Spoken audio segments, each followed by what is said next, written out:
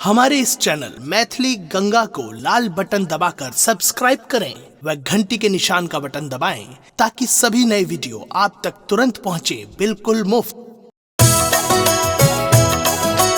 अपने सुन रहे थी गंगा कैसेट के प्रस्तुति।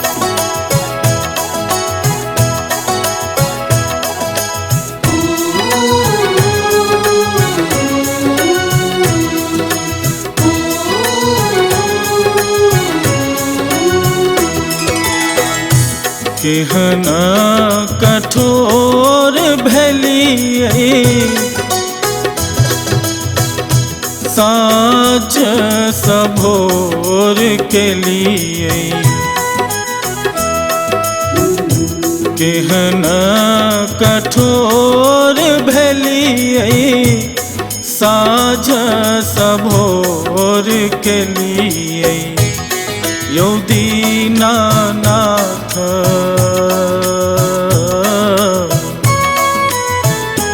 एतेक बेर किए के लिए यौ ना, यौ दीनानाथ एतेक बेर किए के लिए यौ ना।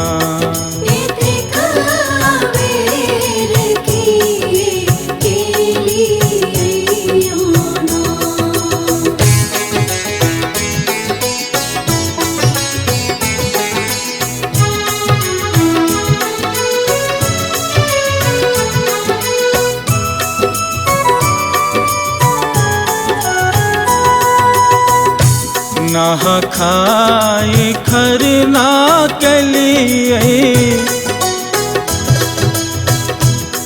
दर्शन लेल व्रत रखलिए। नहा खाई खरना के लिए दर्शन लेल व्रत रखलिए। यौ दीनानाथ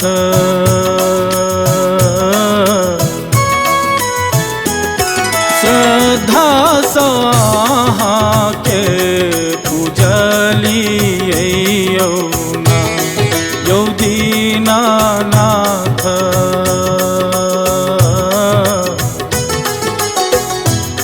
श्रद्धा के पूजलिए यौ ना।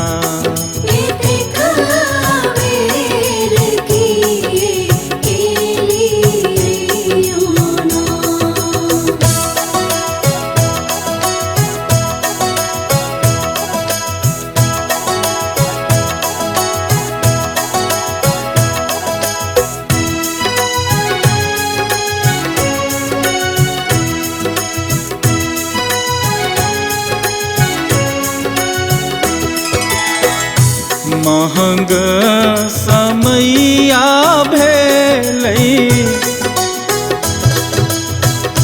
घर में ने अन्न पानि रहलै। महंग समैया भेलै घर में ने अन्न पानि रहलै। यौ दीनानाथ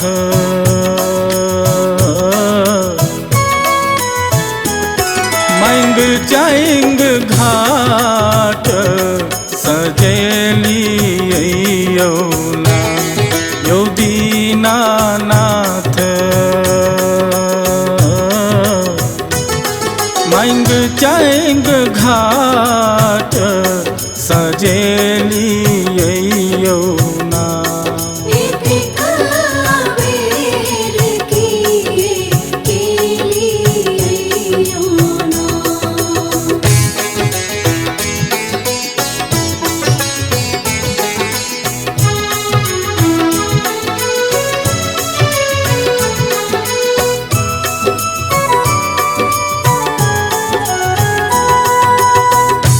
चंदू परदेसिया भेले नौकरी में छुट्टी नहीं भेटलै, राधे परदेसिया भेलै, नौकरी में छुट्टी नहीं भेटलै। यौ दीनानाथ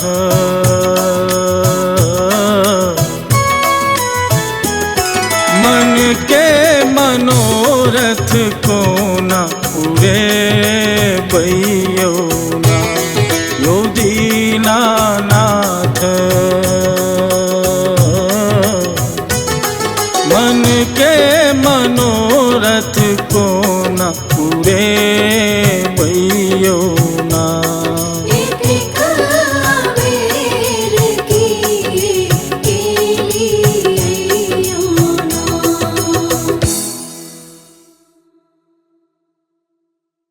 हमारे इस चैनल मैथिली गंगा को लाल बटन दबाकर सब्सक्राइब करें व घंटी के निशान का बटन दबाएं ताकि सभी नए वीडियो आप तक तुरंत पहुंचे बिल्कुल मुफ्त।